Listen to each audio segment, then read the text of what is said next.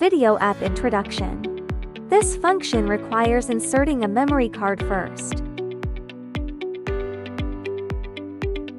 Press and hold the recorder switch button for 5 seconds. The indicator light flashes green to indicate that the recording function is enabled. When the recorder is turned on, press the Wi-Fi button for 3 seconds to turn on the Wi-Fi function. Turn on the Wi-Fi function on your phone. Find the Wi-Fi named FreedConn and connect to it. The initial password is 123456778. After connecting to the Wi-Fi, you can start the app.